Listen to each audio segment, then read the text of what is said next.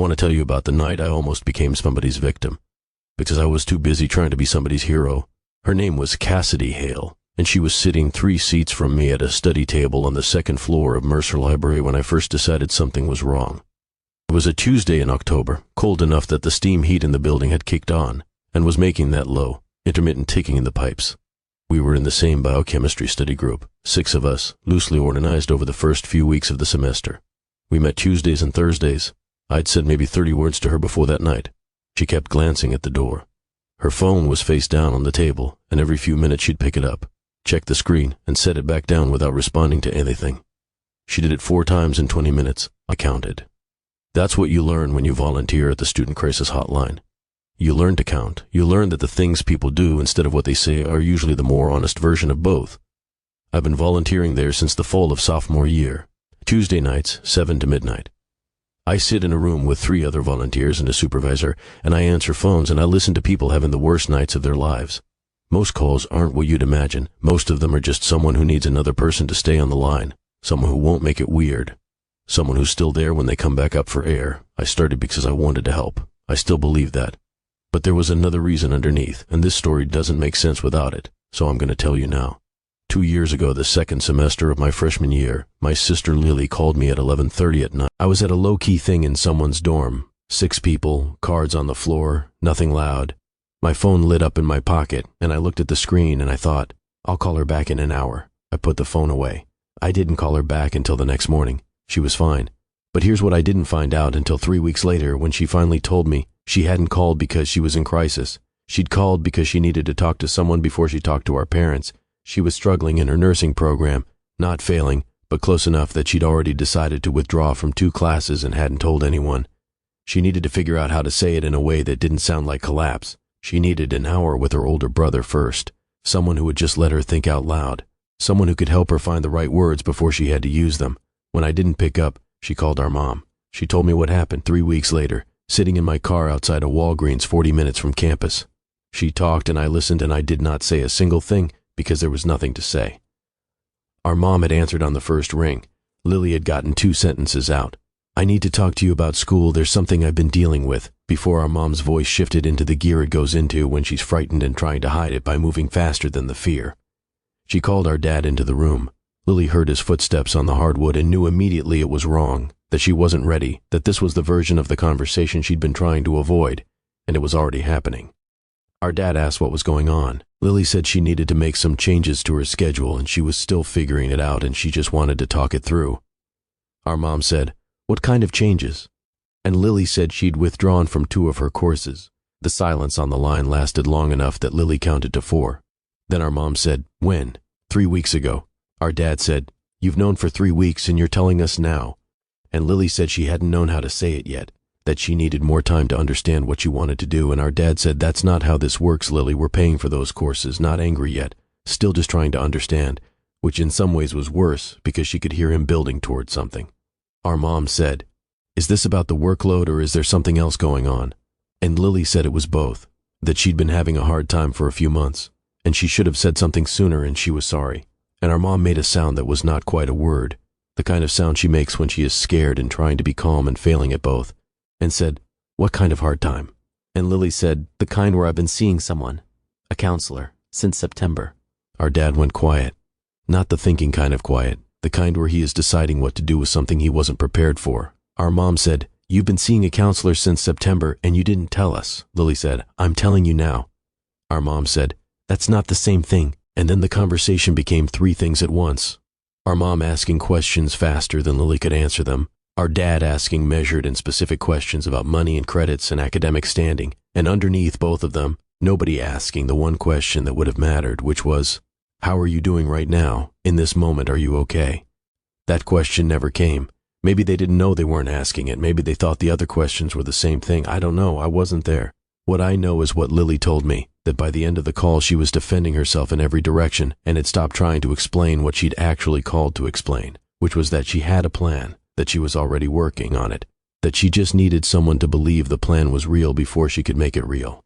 She wasn't calling to confess. She was calling because she was almost ready, and she needed someone to help her get the rest of the way there, Instead, she spent 40 minutes being asked why she'd waited so long, and when the call ended, she sat in her dorm room and did not call anyone for a week. She withdrew from the program that spring. She transferred to a different school. She rebuilt things slowly, on her own terms, with people she'd found on her own.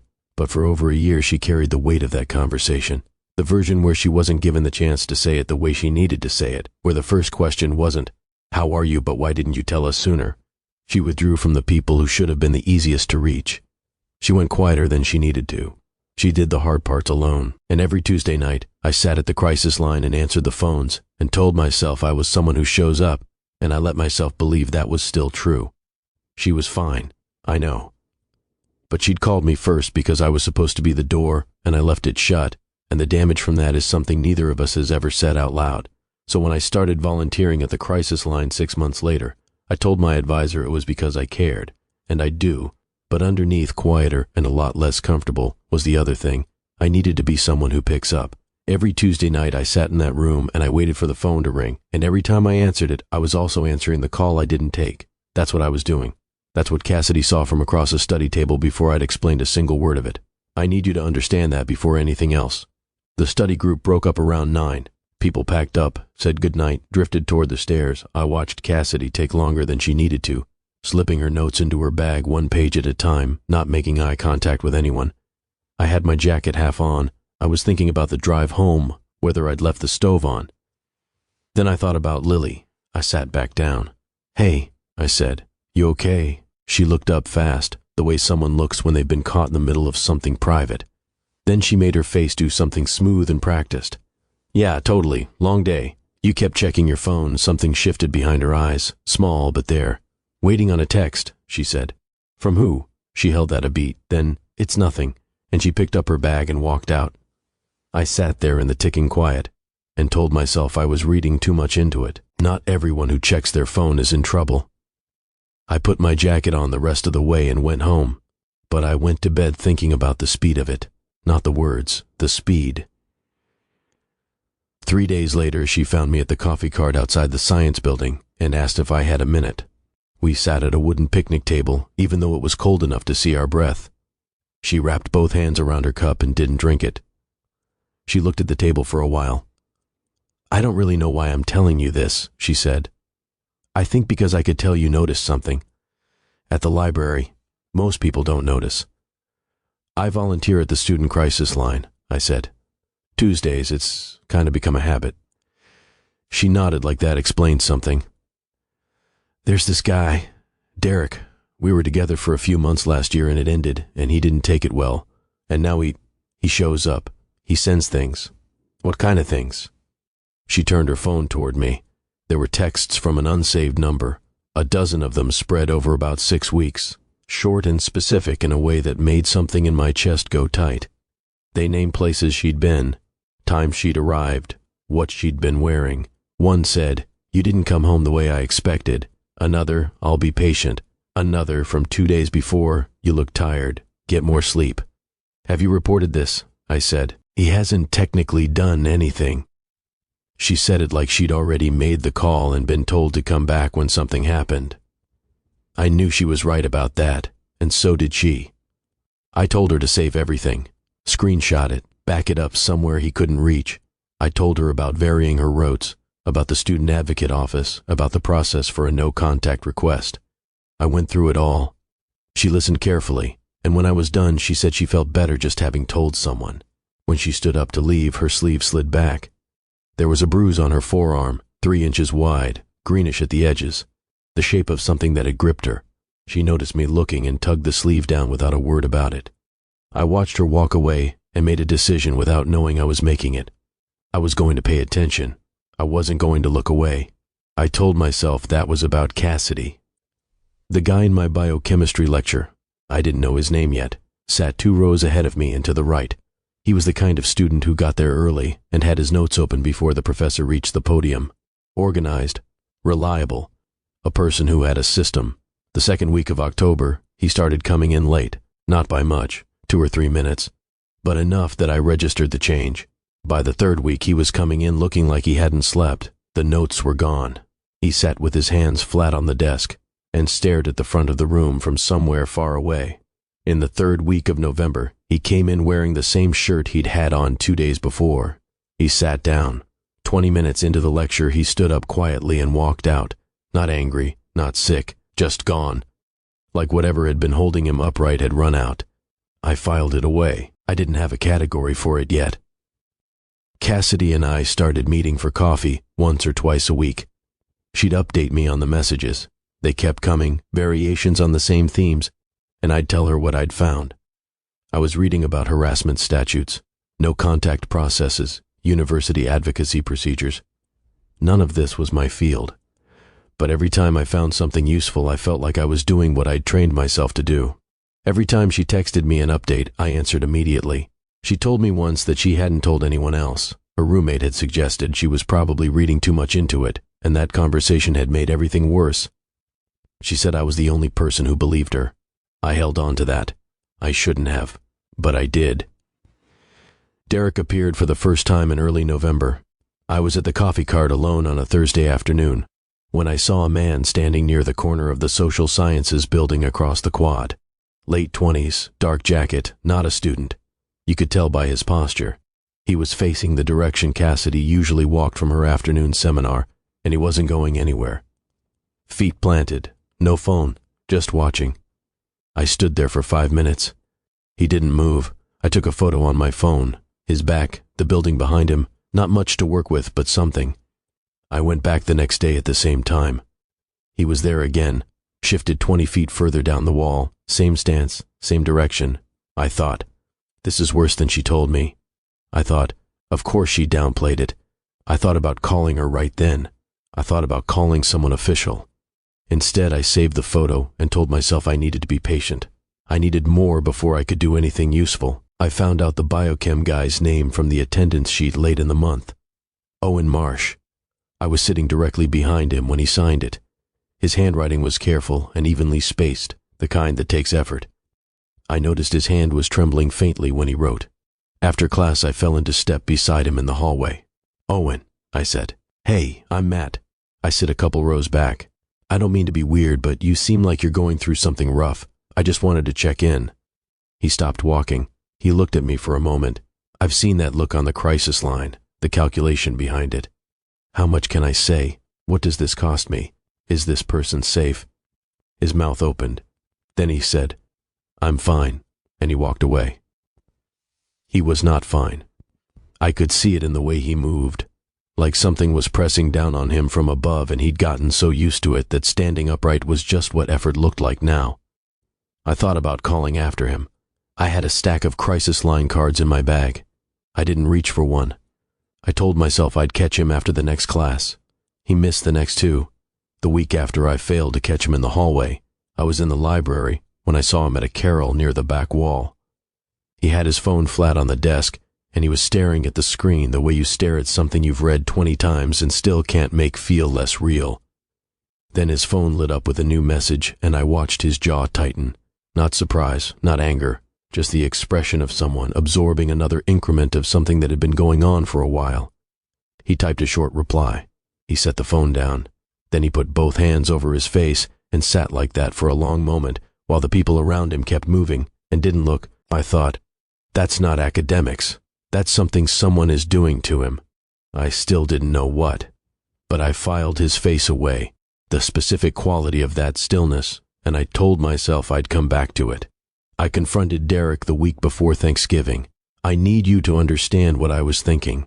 6 weeks of watching Cassidy receive threatening messages while the official processes did nothing. A photo of the man I was certain was behind it, and a decision I'd made somewhere along the way that I wasn't going to be the person who has all the information and does nothing with it. Not again. I found him in the usual spot near the social sciences building on a Tuesday afternoon. I walked across the quad and stopped about 10 feet from him. Derek, I said. He turned and looked at me. Not surprised, not defensive, just looked, measured, calm, the way someone looks when something they expected has arrived on schedule. He looked me over once, top to bottom. You're Matt, he said. Not a question. That should have stopped me cold. It didn't, because I was too committed to the thing I'd come to do. I know what you've been doing, I said. The messages, the following around. Cassidy isn't handling this alone. People know what's happening, and they're watching. He was quiet for a moment. The wind came through the quad. A cluster of students moved across the path behind him, and he didn't glance at them, just kept his eyes on me. "Good for her," he said. "I'm serious. Back off." "I heard you." He tilted his head slightly, and then he smiled. Not cruel, not amused, small, the smile of someone whose hypothesis has just been confirmed. "You're a good guy, Matt. I can really see that." "Don't do that. I'm not doing anything. I'm just saying." He put his hands in his pockets. "You care about people. That's not a bad thing." He turned and walked away without looking back. I stood in the quad in the cold and told myself I'd rattled him. The calm was a front.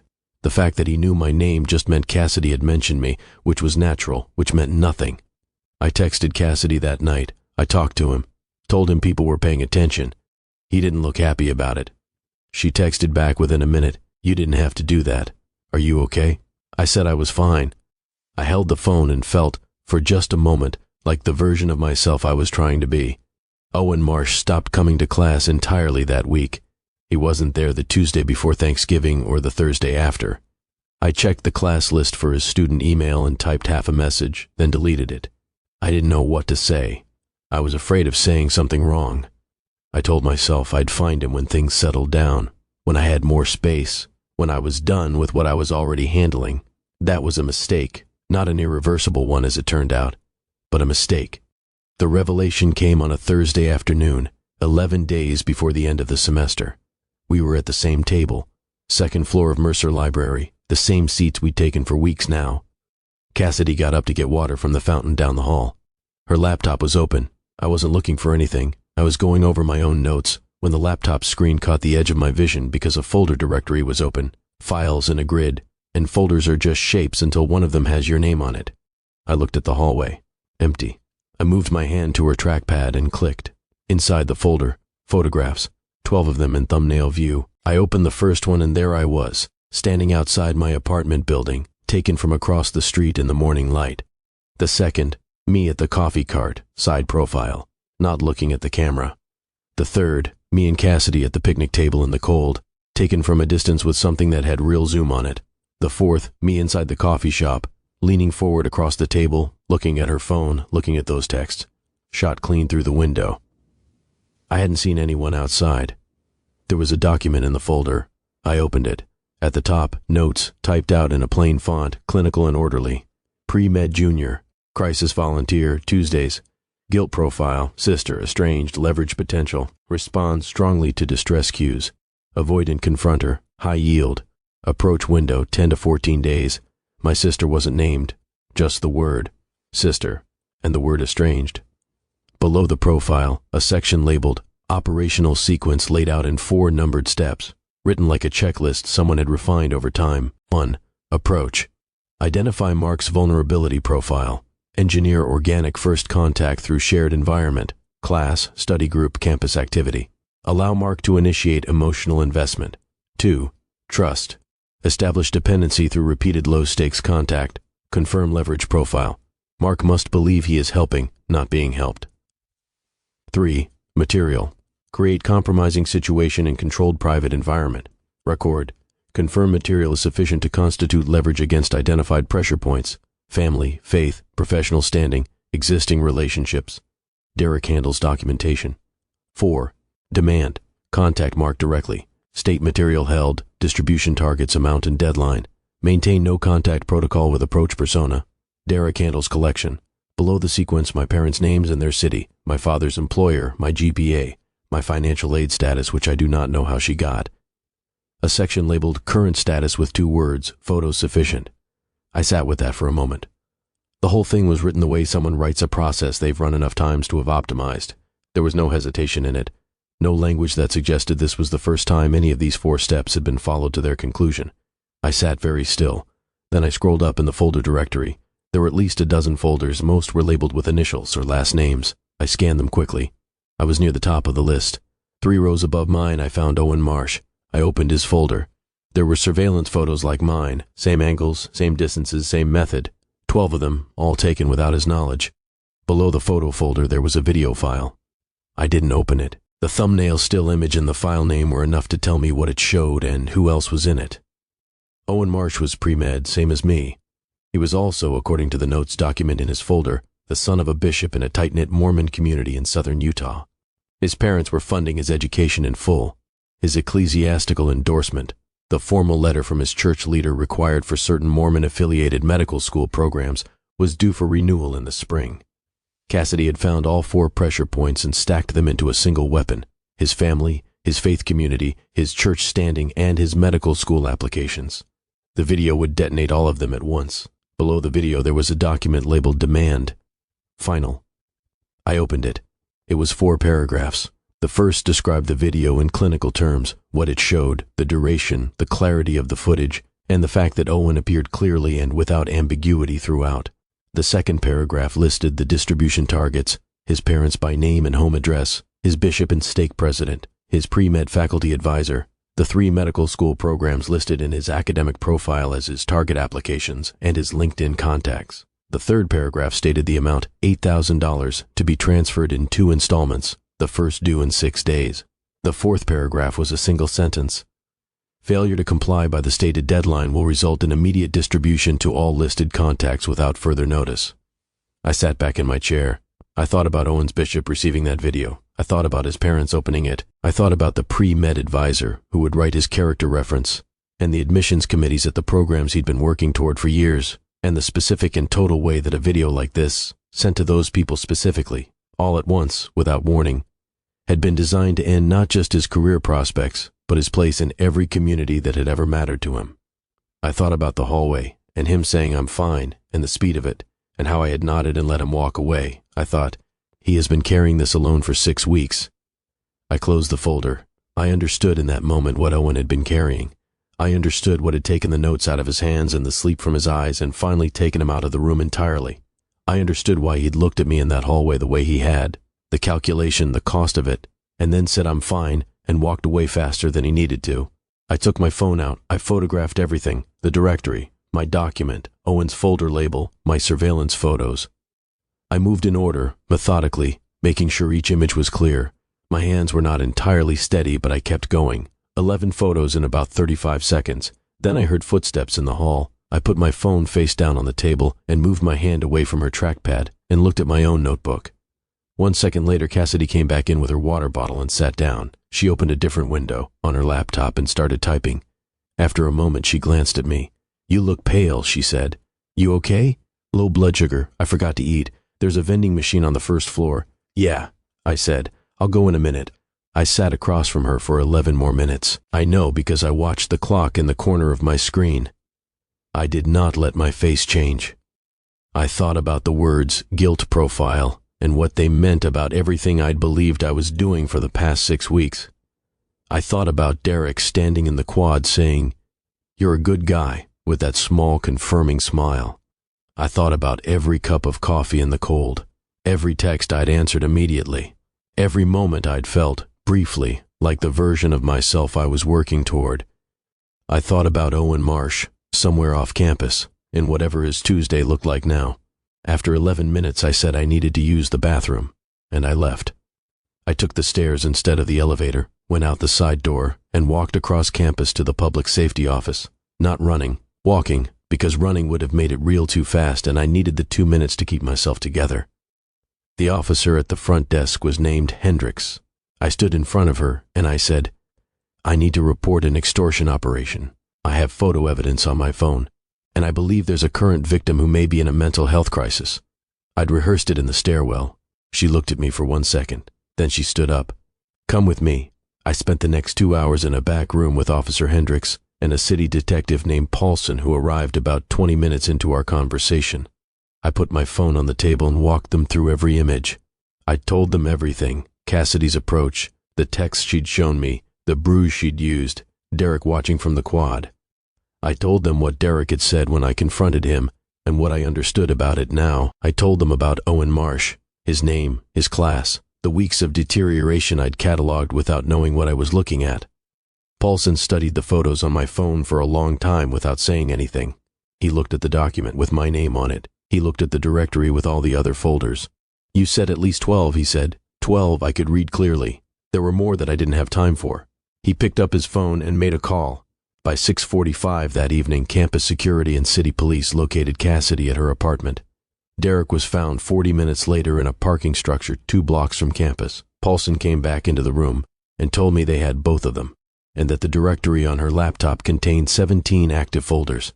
He told me this wasn't the first school. There had been 2 others before this one, under slightly different cover stories, and they were already finding the threads that tied all 3 operations together. 17 folders. I drove home at 9:30. I ate something without tasting it. I turned the lights off and sat in my apartment for a while. Campus Counseling Services was given Owen Marsh's name before I left the public safety office. I asked Paulson to confirm that personally. I found out 6 months later, through someone in our program, that Owen had taken a medical leave for the remainder of the semester and gone home to Utah. He came back in the spring. He was quiet at first, still careful, still watchful in the way people are when they've been hurt badly enough to change the way they move through a room. But he came back. He finished the year. Last I heard, he was still on track for medical school. I think about him more than I think about myself in any of this. I think that tells you something. Stay with me here, because this is the part I think about every single day. I didn't sit back down at that library table because I'm a good person. I sat back down because I was trying to repair something in myself. And Cassidy knew that before I'd explained anything. The version of me I'd spent 2 years constructing. The one who picks up, who notices, who shows up. I built him entirely out of the night. I put my phone back in my pocket. Every Tuesday at the crisis line, every cup of coffee in the cold, every time I counted how many times someone checked their phone. Underneath every single bit of it was the Tuesday I didn't answer. Cassidy looked across a study table and saw someone who needed to matter to somebody. She built a folder around it. She profiled it. She used the word guilt like a set of coordinates. Here's the thing I have to say out loud. I was not the person I thought I was. The goodness I believed I was performing was actually a wound somebody had learned to aim at, and here is the other side of it, the part that doesn't resolve neatly. It still worked. The thing I was doing for the wrong reason still led to Owen getting help that night, still led to 17 folders being opened by people who could actually do something. Whatever I was doing and whatever I was doing it for, it still pointed toward the right place. I don't know what to do with that. I've been sitting with it for months. The best I can figure is that the reason you do something and the thing you do are not always the same thing, and both of them are real, and you have to be honest about both. My phone was on the table in front of me, face down, the same position Cassidy used to lay hers. I picked it up and turned it over. I called Lily. She answered on the 3rd ring. Matt? Hey, I said, I just wanted to hear your voice. There was a pause, not a bad one, the kind where someone is figuring out what something means. Everything okay? She said. Getting there, I said. Are you? Yeah, she said. I'm good. I sat in my dark apartment and listened to my sister's voice for the next half hour. We didn't talk about the call I didn't answer, or the night she called our parents, or the year that followed. We talked about small things. Her classes, something funny that happened at her job, a show she'd been watching. The kind of conversation that is about one thing without ever needing to say so. I think that's what I'd been missing for 2 years while I was trying to be someone who answers. I kept waiting for the moment I could pick up and make something right. I didn't understand that there's no moment. There's just the next call, and whether you answer it, and what you say when you do. That's what I needed to say out loud. I left a door shut when my sister needed it open, and I spent 2 years building a person who would never do that again. And a stranger with a folder and a long lens figured out that was the button to push.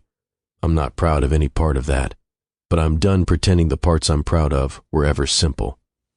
Is there a call you let ring? Not because you didn't care, but because you were in the middle of something, because you told yourself you'd get back to them, because it was easier not to pick up than to sit with whatever they needed. Because I think most of us have that call, and I think most of us are still building things on top of it, still waiting for the moment we can finally set it down. You don't have to wait for the right moment. Pick up the phone. Thanks for listening. If you want more stories like this, please like and subscribe.